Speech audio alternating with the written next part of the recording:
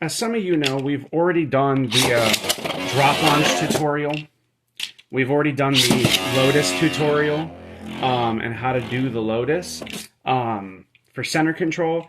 I want to go over a tutorial for how to do what I personally like to call the theater launch, where you're launching to the side over here from the left to the right extremal area to this area to come back down and knock out and hopefully get a knockout into this pocket or this one. It's going to be a little hard to do because my elbow is right up against the stand. As you can see, it's shaking.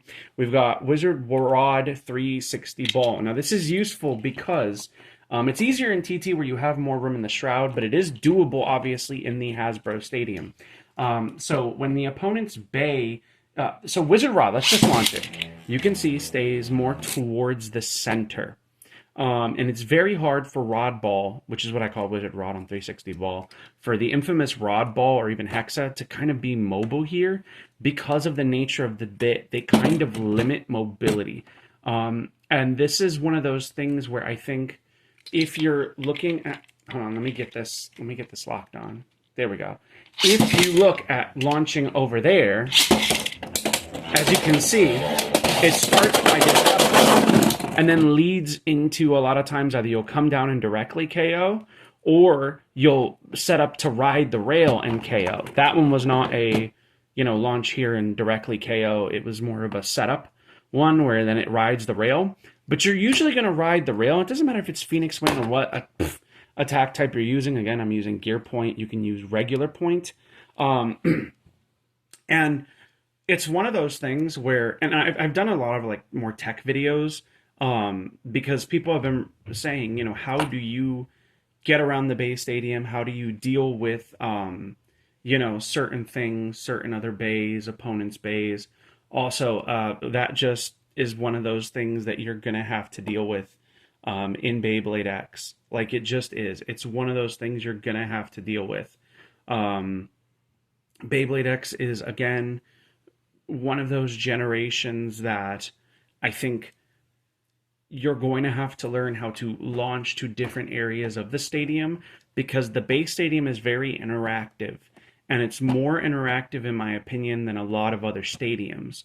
So I would highly recommend you taking the time to really learn where to launch, and a lot of this launch is going to come down to your ability to angle. So you're actually going to go ahead and angle as you're going to slightly push it this way while you pull, and you can kind of get really good at it, and you could just kind of lop it there once you get good, but you kind of want to hold steady when you're first doing it because it's almost a bit of a slide.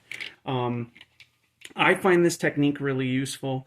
I hope you guys find it somewhat useful. Again, positioning in the stadium. And again, it really matters with this because your opponent is going to be here. And in Hasbro, you may even, if they're occupying their half, you may have to just kind of get maybe a little bit closer here with this edge of the launcher and maybe even touch a little bit to kind of get it to this area. And then have it come in and hit Wizard Rod and all these, whatever other opponent's bay is there.